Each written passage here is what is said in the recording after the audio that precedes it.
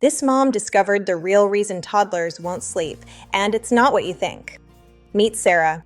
She's a full-time working mom, juggling deadlines, daycare pickups, dinner, laundry, and the daily emotional roller coaster of raising a 2-year-old.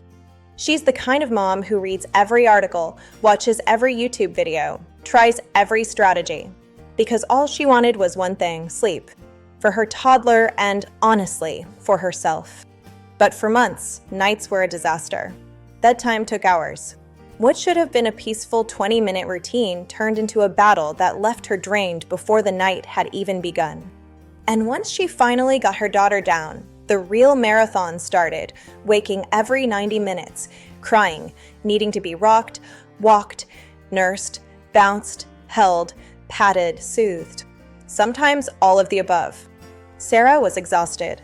The kind of exhausted that makes your bones hurt. She would sit at work and literally fight to keep her eyes open during meetings. She stopped enjoying her evenings. She stopped having time with her partner. She felt guilty, frustrated, and alone.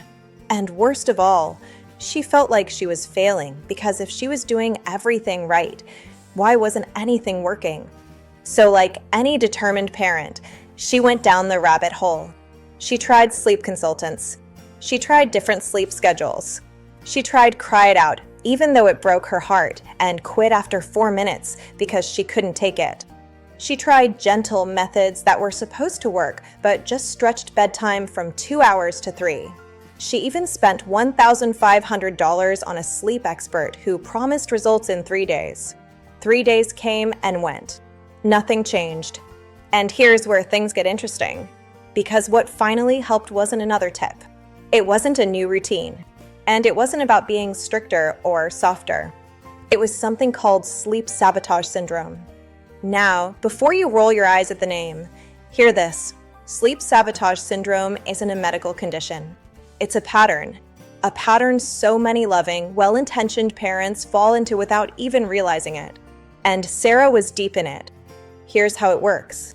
Toddlers learn sleep the same way they learn every other skill, with practice, consistency, and repetition. Their brains actually need to complete the full cycle of falling asleep, waking briefly between sleep cycles, and settling themselves again. But when a parent rushes in every time a toddler stirs out of love, out of fear, out of habit, they interrupt the learning process. They accidentally teach their child that sleep is something that depends on someone else. It's nobody's fault. It's especially not the toddler's fault. But the pattern becomes a loop. Your toddler can't sleep without your help, and the more you help, the more they rely on the help.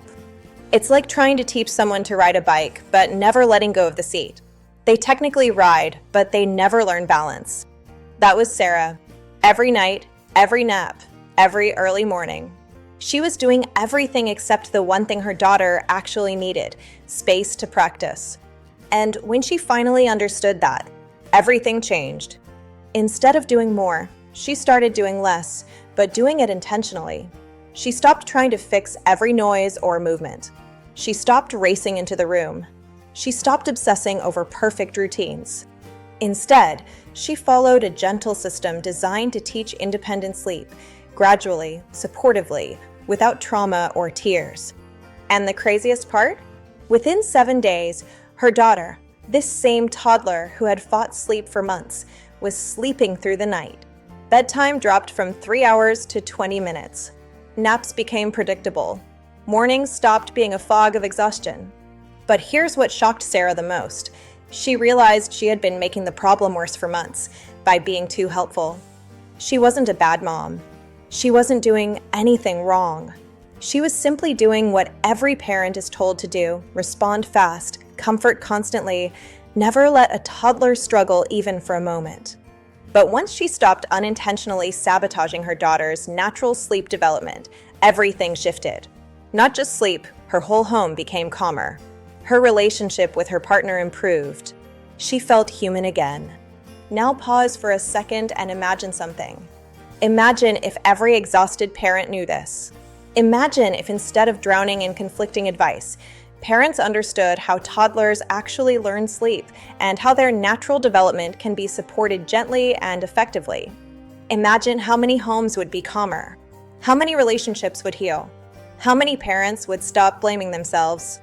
By 2026, we could realistically see the end of the toddler sleep crisis entirely, not through harsher methods, not through expensive programs, but through knowledge, through understanding the patterns that cause sleep sabotage syndrome and the gentle, step-by-step system that fixes it.